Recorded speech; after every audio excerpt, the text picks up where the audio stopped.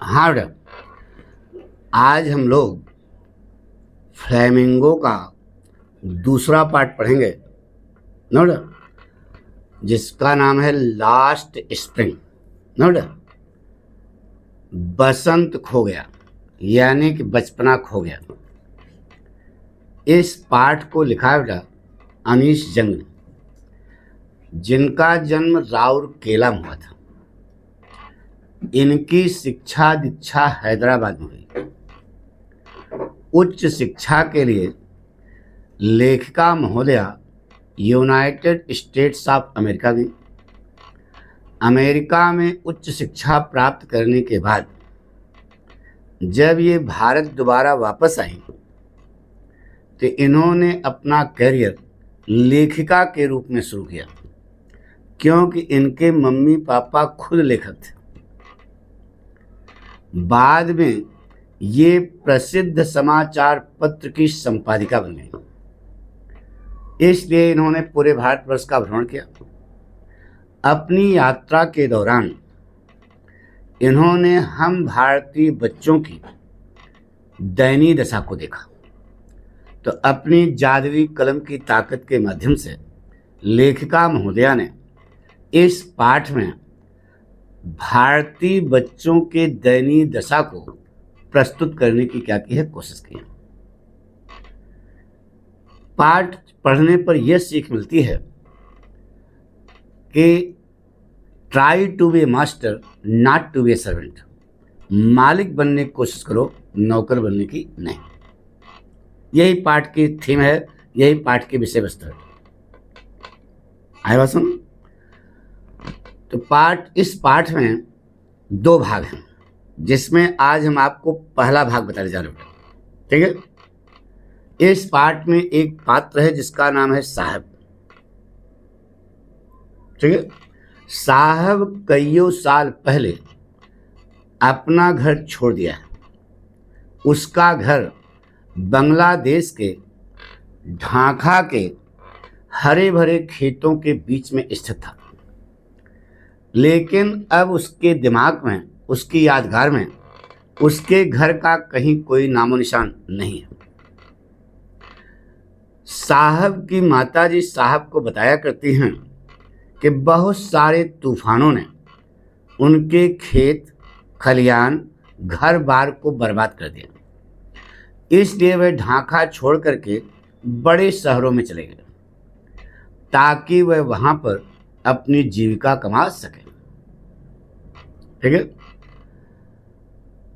लेखिका महोदया रोज सुबह साहब से मिला करती हैं, जो उनके पड़ोस के कूड़े के ढेर में सोना खोजता रहता है।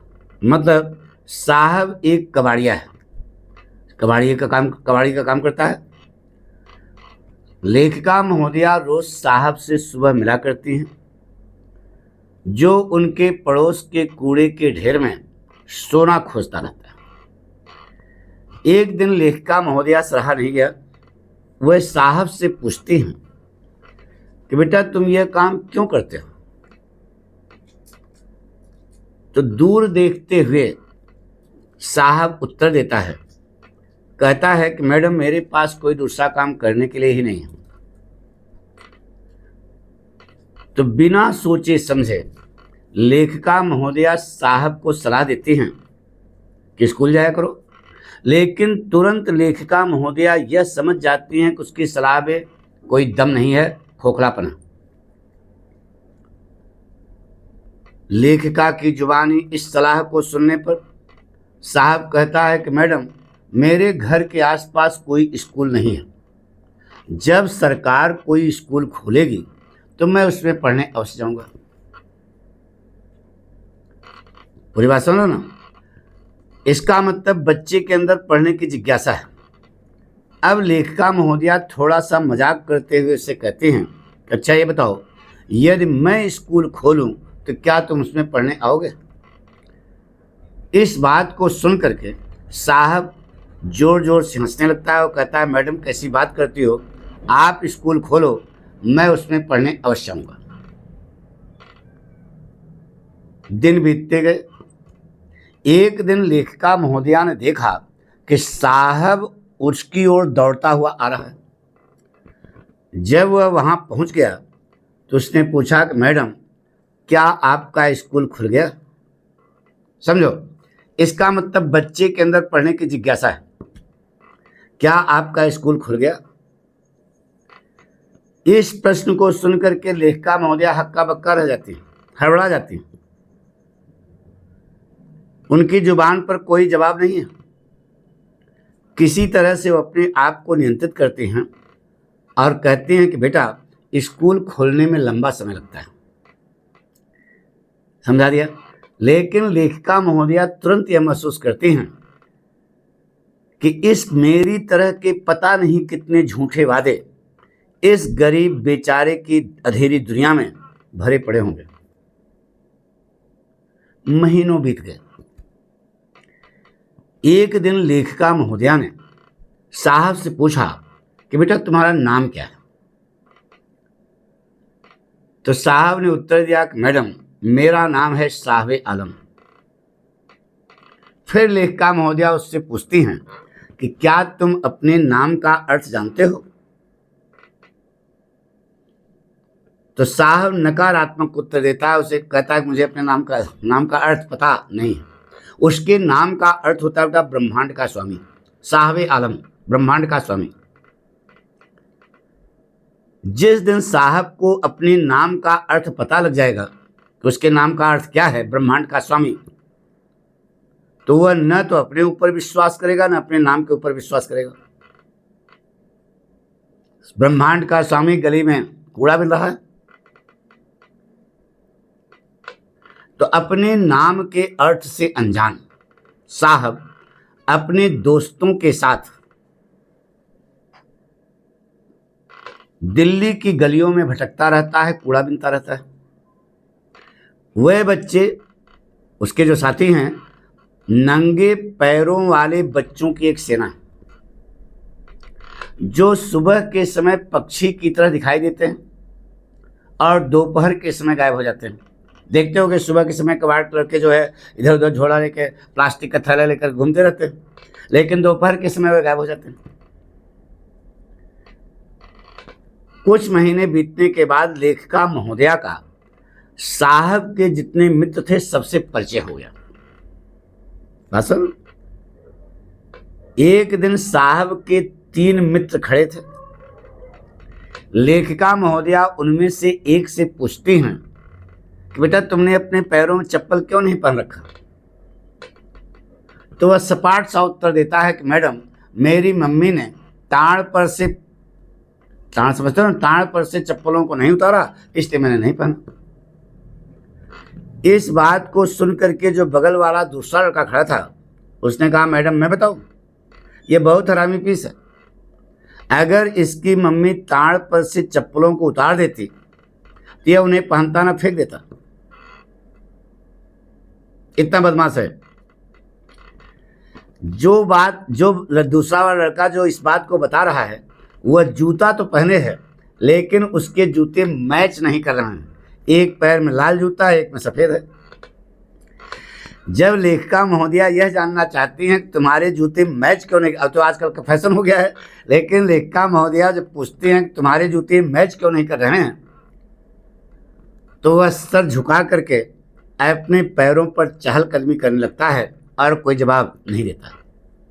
इतने में बगल में तीसरा खड़ा था ना, उसने कहा, मैडम मुझको जूते चाहिए, क्योंकि उसने अपने जीवन में कभी भी एक जोड़ी जूता पाया ही नहीं। यानी कि इस प्रकार की दयनीय दशा है भारतीय बच्चों की। तो भारतवर्ष की अपनी यात्रा के दौरान लेखिका महोदया देखती हैं कि गांव की सड़कों पर, शहर की सड़कों पर बच्चे नंगे पैर चल रहे हैं। तो वो लेखिका महोदया यह जानना चाहती है कि ये बच्चे नंगे पैर क्यों चल रहे हैं। तो लेखिका महोदया को यह बताया जाता है कि मैडम, पैसे की कमी के कारण नहीं, पैसा हम लोगों के पास बहुत ज़्यादा है। यहाँ नंगे पैर बने रहने की परंपरा है। इस व्याख्या को सुनकर इस एक्सप्लेनेशन को सुनकर लेखिका महोदया अपने आप से प्रश्न करती हैं कि कब तक हम लोग अपनी गरीबी को इस तरह से छुपाते रहेंगे। सच्चाई यह है कि पैसे की कमी के कारण जो है जूते नहीं पहन रहे हो, लेकिन कहा जा रहा है कि यहाँ की परंपरा है। ये तो यानी कि अपने आप को धोखा देना हुआ। एक बार दिल्ली में एक जगह है उडुपी, एक बार उडुपी से एक आदमी लेखिका महोदया के पास आया और उस आदमी ने अपने बारे में लेखिका महोदया को एक कहानी सुनाई। कहानी यह थी, वो कहता है कि जब वह एक छोटा लड़का था, स्कूल जाया करता था, रास्ते में एक पुराना मंदिर पड़ता था। उस मंदिर का पुजारी उसका पिता हुआ करता था। जब वह मंदिर के मुख्य द्वार पर पहुंच जाता था तो थोड़ी देर के लिए वहां पर खड़ा हो जाता था। मंदिर के मुख्य दरवाजे पर थोड़ी देर के लिए खड़ा हो जाता था और देवी जी से एक जोड़ी जूते के लिए प्रार्थना किया करता था। सोचो, यह गरीबी थी कि लोग देवी देवताओं के सामने एक जोड़ी जूते के लिए क्या करते थे? प्रार्थना करते थे। समझे? ये गरीबी थी। 30 साल बीत गया, 30 साल बीत गया इस घटना को। एक दिन लेखिका, पत्रकार तो थी, एक दिन लेखिका महोदया ने यह निर्णय लिया कि वह उस आदमी के कस्बे और मंदिर जाए जिसने देवी जी के सामने एक जोड़ी जूते के लिए क्या की थी? प्रार्थना की थी। जब लेखिका महोदया उसके गांव कस्बे पहुंची तो देखा कि पूरा एरिया डेजर्टेड था, वहां कोई ज्यादा इंसान नहीं थे। ठीक है, पूरा सुनसान एरिया था। वह मंदिर में घुस गई, दर्शन किया और मंदिर के पीछे जो आंगन था, मंदिर के पीछे वाला जो यार्ड था जहां पर नौका पुजारी रहता था। नौका, नया पुजारी क्यों कहा? यानी कि पिता मर गया होगा तो लड़का जो है वहां पर पुजारी बन गया। जहां पर नौका पुजारी रहता था वहां गई, मंदिर के पीछे वाले आंगन में। तो जब वहां पहुंची देखा कि उस आंगन में सफेद और लाल रंग की प्लास्टिक की कुर्सियां पड़ी थी, एक फोल्डिंग बेड भी पड़ी थी। इतने में एक छोटा सा लड़का जो भूरे रंग का यूनिफॉर्म पहने हुए था, जूता और मोजा पहने हुए था, पीठ पर एक स्कूल का झोला लिए हुए था, तेज सांस लेते हुए वहां पहुंचा। उसने तुरंत अपने पीठ पर से झोले को उतारा, स्कूल बैग को, और फोल्डिंग बेड पर पटक दिया। उस बच्चे के इस कारनामे को देख करके लेखिका महोदया ने उस लड़के को याद किया जो देवी जी के सामने एक जोड़ी जूते के लिए प्रार्थना किया था, यानी उसके बाप के बारे में सोचा। जब अंततोगत्वा उस लड़के को एक जोड़ी जूता मिल गया था पहले, तो उसने फिर देवी जी से प्रार्थना की थी कि देवी जी मेरे जूते ये कभी खोएं ना।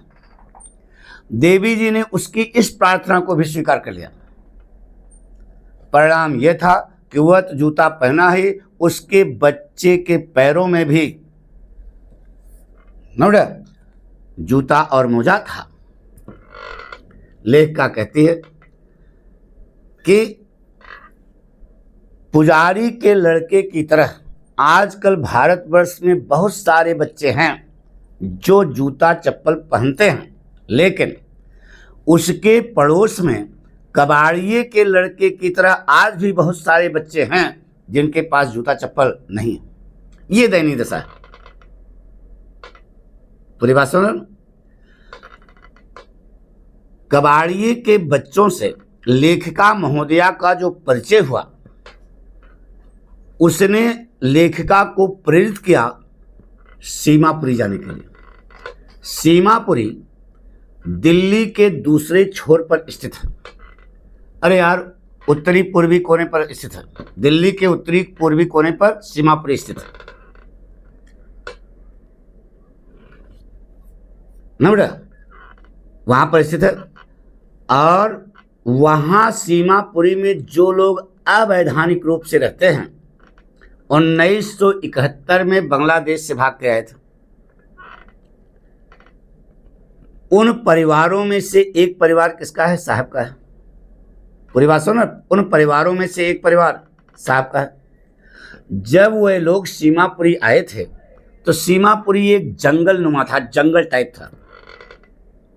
सीमापुरी आज भी जंगल नुमा है, लेकिन आज वह खाली नहीं है। वहां पर बहुत सारे छोटे छोटे मिट्टी के जो है झोपड़ियां हैं, जिनके छत टिन और टारपलिन के हैं। जिनके छत, जो झोपड़ियों के छत किसके हैं? टिन और टारपलिन के हैं। वहाँ न तो कोई सीवर लाइन है, न तो कोई गंदी नाली है, न तो बरसात के पानी के बहने का कोई रास्ता है। 10,000 कबाड़िए सीमापुरी में रहते हैं।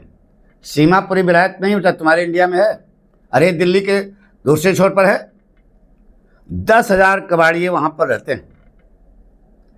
30 सालों से ज्यादा समय से वहां पर रह रहे हैं, लेकिन न तो उनके पास आइडेंटिटी है, न कोई परमिट है। केवल उनके पास राशन कार्ड है। क्या है? केवल राशन कार्ड। परिणाम यह है कि उनका नाम वोटर लिस्ट में आ गया।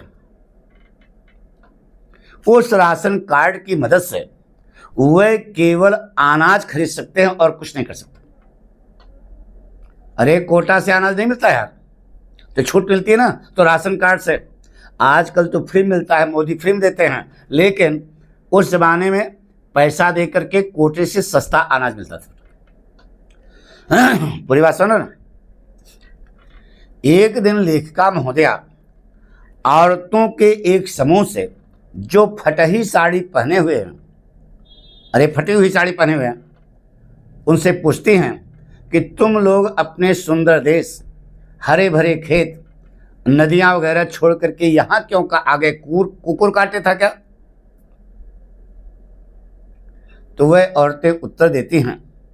अपने उत्तर में औरतें कहती हैं कि मैडम, अगर शाम तक हम अपने परिवार का पेट भर सकें और बिना पेट दर्द के सोने जा सकें, तो हम लोग यहाँ रहना ज़्यादा अच्छा समझते हैं, उन हरे भरे खेतों की अपेक्षा जो हमको खाने के लिए कुछ देता ही नहीं था। इसका मतलब क्या हुआ? जहाँ कहीं पर भी उनको भोजन दिखाई देता है, वहीं पर अपना तंबू गाड़ देते हैं, वहीं पर अपना तंबू गाड़ देते हैं। वह तंबू, वह टेंट उनके अस्थायी घर होते हैं। उन तंबुओं में उनके बच्चे पैदा होते हैं, और जब बड़े होते हैं, वह बच्चे जब बड़े होते हैं तो वह जीविका कमाने में भागीदार बनते हैं। और सीमापुरी में जीविका कमाने का मतलब है कबाड़ का काम करना। बरसों से सीमापुरी ने कबाड़ के काम को एक सुंदर कला के रूप में विकसित कर लिया है। कबाड़ उनकी रोजी रोटी है, कबाड़ उनके रोज की रोटी है, कबाड़ उनके सर पर एक छत है। वह छत टपक भी क्यों न रही हो, लेकिन बच्चों की निगाह में कबाड़ का अर्थ सोना है। यह उससे कुछ अलग हट करके है। क्यों कहते हैं इससे कुछ अलग हट करके? एक दिन लेखिका महोदया साहब से पूछती हैं कि बेटा ये बताओ कि तुम कबाड़ से रोज कितना कमा लेते हो? इस प्रश्न को सुन करके साहब खुशी हो जाता है, और वह मुस्कुराते हुए उत्तर देता है कि मैडम, कभी कभी तो 1 रुपया मिलता है, कभी कभी 10 रुपया मिलता है। जिस समय यह पाठ लिखा गया उस समय 10 रुपये बराबर एक चांदी का सिक्का। तो लेखिका महोदया कहती हैं कि जब तुम लोग कबाड़ के काम से एक चांदी का सिक्का पा जाते हो, तो तुम लोग यह कबाड़ का काम करना बंद क्यों नहीं करते हो? नहीं करते हो क्योंकि तुम्हारी आशा बढ़ जाती है कि आज एक चांदी का सिक्का मिला तो हो सकता है कल 2 मिले, यानी कि आज 10 रुपया मिला तो कल 20, परसों 30, और बस आशा बढ़ जाती है। मतलब क्या हुआ?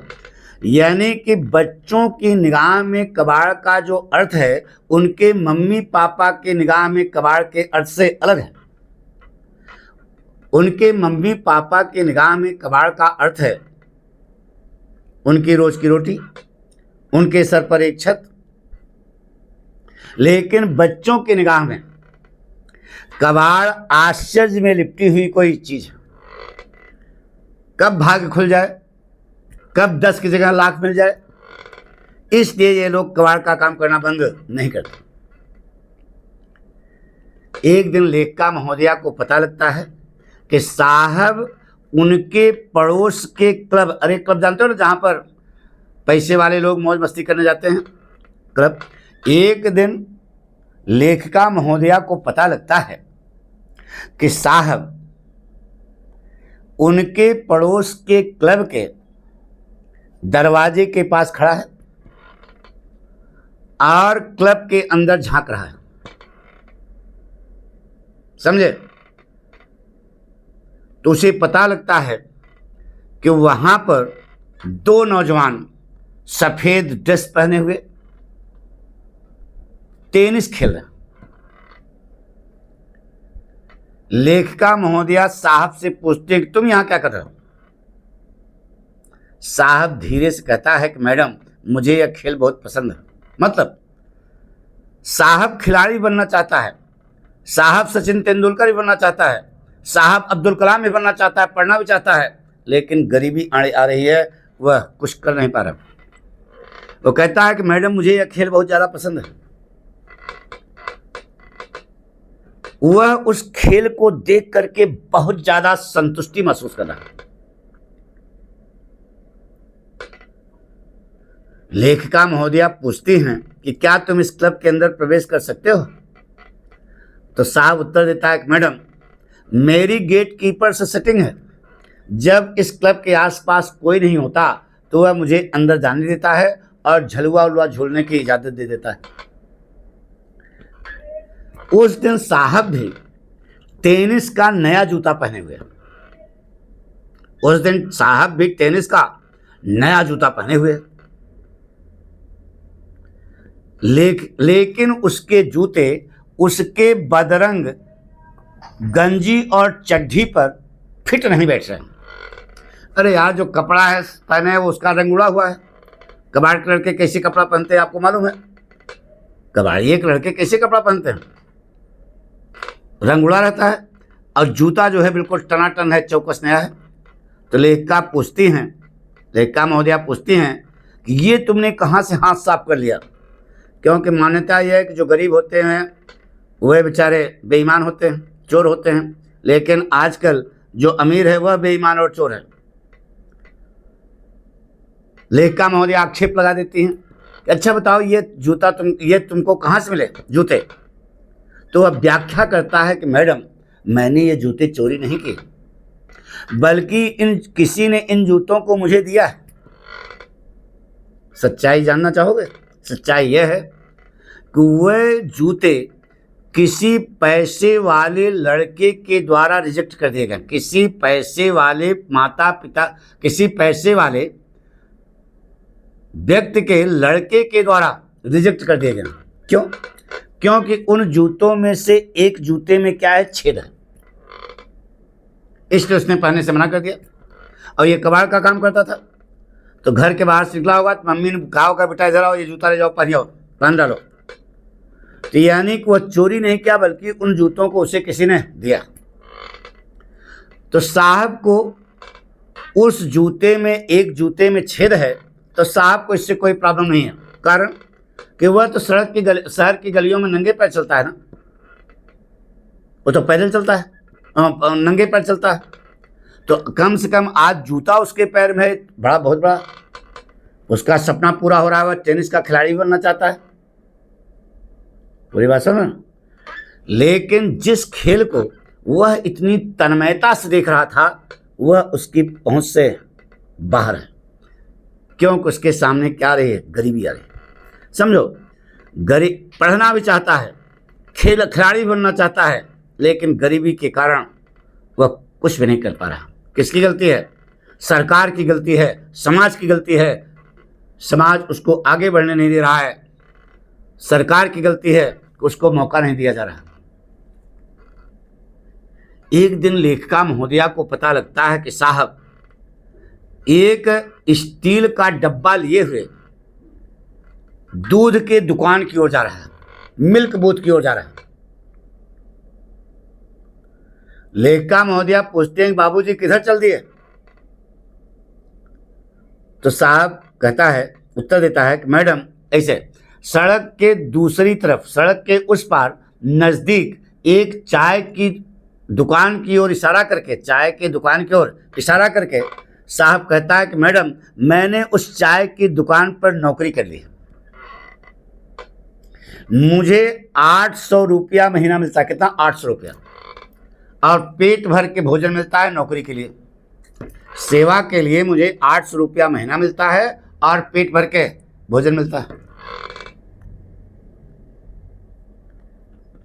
लेखिका महोदया फिर प्रश्न करती हैं कि अच्छा ये बताओ बेटा, क्या तुम अपनी नौकरी से संतुष्ट हो?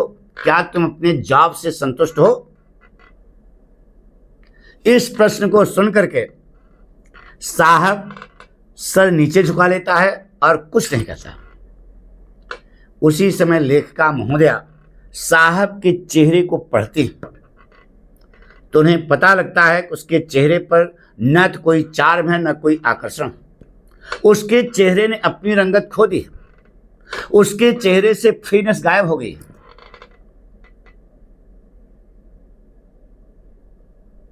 उसे लगता है, लेखिका कहती है, उसे लगता है कि स्टील का डब्बा ज्यादा भारी है उस प्लास्टिक के थैले की अपेक्षा जिसको वह अपने कंधों पर रख करके शहर की गलियों में घुमा करता था। क्यों? क्योंकि प्लास्टिक का थैला उसका हुआ करता था, जब कबाड़ का काम करता था स्वतंत्र था, चेहरे पर रौनक थी, खुशी खुशहाल था। लेकिन आज वह नौकरी कर रहा है, उसके चेहरे से रौनक जो है खत्म हो गई। स्टील का डब्बा उसका नहीं है, चाय की दुकान के मालिक का है। साहब अब गुलाम बन चुका है, उसके सारे अधिकार उससे छीन लिए गए हैं। एक चाय वाला, अरे यार रियलिटी में समझो, एक चाय वाला एक अपनी दुकान पर छोट का बच्चा जो नौकरी करता है, कब प्लेट धोता है, उसके साथ कैसा बर्ताव करता है, हमको बताने की जरूरत नहीं है, आप समाज में रहते हो, सभी लोग जानते हो। यानी कि साहब की स्वतंत्रता क्या हो गई थी? छिन गई थी।